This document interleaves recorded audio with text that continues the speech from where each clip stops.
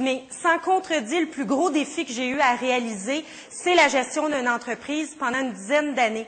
Alors, j'ai commencé à gérer une entreprise, j'avais dans la vingtaine et j'avais déjà plus de 20 employés dès la première année. Très rapidement, je me suis rendu compte qu'on a bien beau avoir un petit peu d'expérience dans la vie, puis bon, on est bon en relations humaines, puis tout ça.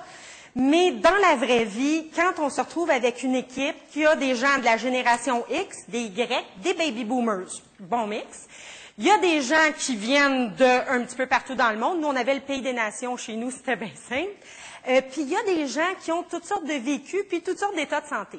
Quand on gère une PME, quand on gère une grosse entreprise, quand on a une association, de nos jours, c'est immanquable, le niveau de stress est élevé. Chaque employé a de la pression sur les épaules, a un rendement à établir, puis il y a une vie à la maison, puis il se passe plein de choses dans sa vie.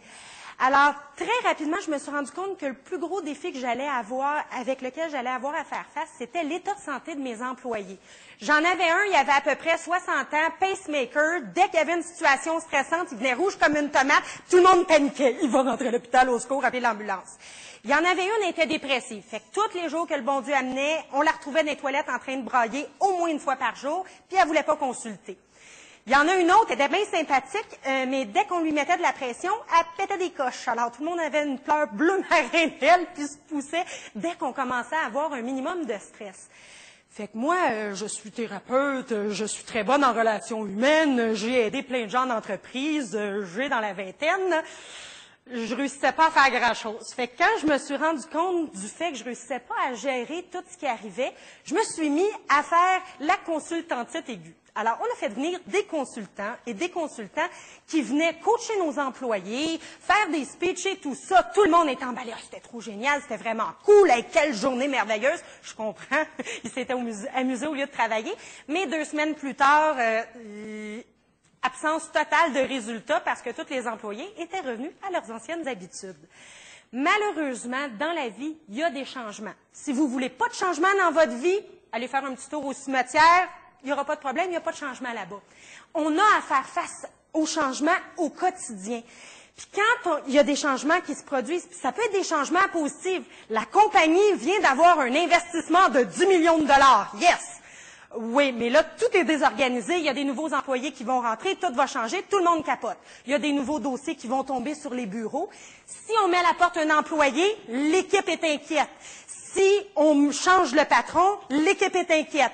Il y a un nouvel collègue de travail qui arrive, l'équipe est inquiète. Il n'est pas très sympathique et on va avoir de la misère. Ce qui arrive quand on est inquiet, très rapidement, c'est que notre cerveau demande à notre corps de fabriquer du cortisol. Le cortisol, c'est la méchante hormone du stress. C'est bon. Ça prend cette hormone-là, ça prend du cortisol parce que au cours de l'évolution, si j'arrive face à un ours, j'ai besoin de quelque chose pour me pousser à courir le plus rapidement possible pour pouvoir sauver ma vie.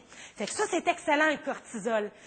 Malheureusement, à grosse dose, à journée longue, c'est moins souhaitable. Je ne sais pas si vous connaissez ça. C'est du wasabi. C'est une petite boîte verte que l'on mange avec les sushis. Quand on en met un petit peu dans la sauce soya puis qu'on mange le sushi, et que c'est bon. Si jamais vous avez déjà vécu l'expérience de ne pas connaître le wasabi et d'en prendre une petite motte dans la bouche, j'aurais bien aimé voir votre figure, c'est abominable, c'est effrayant. Mais le cortisol, c'est pareil. À petite dose, génial, délicieux. Mais à grosse dose, ça épuise. Ça fait en sorte que le corps s'épuise. C'est lui qui est responsable de l'inflammation dans le corps, ce qui peut amener des problèmes cardiaques, ce qui peut amener des problèmes inflammatoires, de l'obésité, du diabète. Là, il est coupable d'à peu près tous les péchés du monde. Puis dans le monde d'aujourd'hui, du stress, on en a. Fait que là, j'ai pas eu le choix parce que ou bien je laissais la situation aller comme ça puis on n'aurait pas fait long feu en affaires, ça c'est garanti. Ou je faisais quelque chose pour pouvoir gérer mon équipe puis les amener à avoir une bonne ambiance puis être capable de gérer le stress au quotidien, des montagnes russes qu'on a vécues tout le temps qu'on a été en affaires, que tout le monde qui est en affaires ou tout le monde qui est en entreprise vit un jour ou l'autre. Alors, j'ai commencé à réfléchir. Pourquoi, quand quelqu'un venait, ça fonctionnait pas au bout de 2 semaines? Pourquoi le monde redevenait stressé? Puis j'ai découvert quelque chose de fort intéressant. Mais le jeune de la génération Y et le baby boomer, ils pensent pas pareil. Les outils qu'on leur donne, c'est pas les mêmes qui vont vouloir utiliser. Mon rat de laboratoire, qui était directeur de mon département de recherche et développement, vietnamien, sur le bord du burn-out en permanence parce que lui pouvait pas dormir tant que son projet de recherche n'était pas fini, sauf que quand il finissait, il y en avait un autre. Fait qu'au bout du compte, il dormait jamais. Et mon ouvrier de production, ou mes travailleurs administratifs, ou mes vendeurs sur la route, ils n'ont pas le même modèle du monde. Ils pensent pas pareil. Fait que comment faire pour faire en sorte que tout ce beau monde-là, je puisse les aider puis faire une cohérence de groupe? Alors, ce que j'ai découvert, c'est que la première des choses, c'est que on peut expliquer, raisonner, donner des outils, c'est logique, c'est rationnel, c'est merveilleux. Mon baby boomer canadien de 65 ans travaillant va peut-être apprécier l'outil et remplir toutes les fiches et toute le patente, mais l'équipe en général, ça changera pas grand-chose.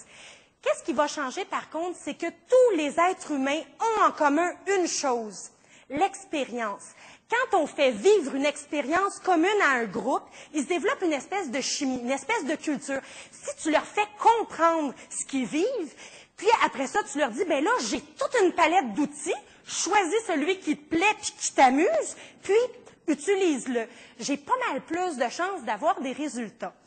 Alors, probablement que vous avez une feuille en quelque part, je vous demanderai de sortir un papier puis un crayon parce que je vais vous faire vivre une petite expérience pour vous donner une idée de la manière dont on se sent quand on a à subir un changement.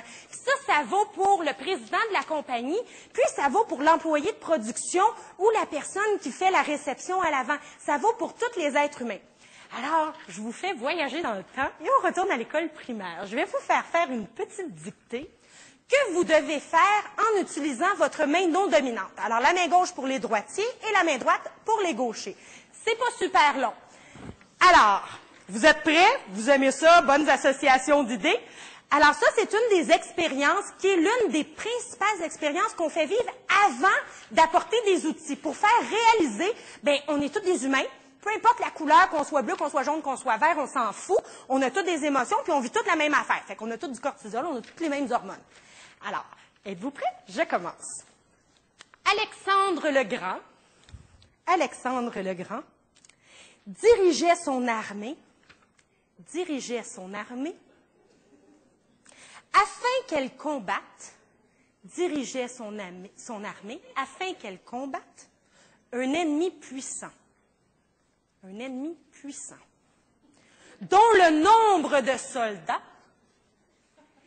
était très largement supérieur au sien, était très légèrement supérieur au sien. Il se rendit compte que ses soldats avaient peur. Tout était perdu si l'attitude de ses soldats ne changeait pas, il le savait. Il a donc décidé de brûler tous ses navires, puis s'est adressé à ses hommes. Maintenant, vous n'avez plus le choix. Nous devons remporter ce combat, car personne ne peut quitter cette terre si nous perdons cette bataille. Nous retournerons chez nous, mes amis, mais nous retournerons dans leur bateau. Et il a gagné cette bataille. À ce que je vois, la plupart d'entre vous avaient lâché depuis le début. Normalement, cette dictée-là prend 10-12 minutes, qui est à peu près le temps de présentation. C'est pour ça que j'ai été un petit peu en accéléré. Quand on le fait en temps réel dans une entreprise, t'en as qui se choquent, qui garochent le crayon, qui se sentent en beau maudit parce que là, ils sont convaincus qu'ils vont se faire corriger, qu'ils ont plein de fautes, puis que le boss va être en maudit, puis qu'il va bien voir, qui savent mal écrire, qui ont de la misère, puis c'est donc pénible. Tout le monde se sent tout croche. Il y en a qui sont frustrés, il y en a qui sont furieux, il y en a qui, à ce stade-ci, sont encore en train d'écrire parce qu'ils ont une bonne mémoire, puis ils se souviennent des derniers mots que j'ai mis. Alors là, ils sont encore en train d'écrire, puis d'essayer de fournir.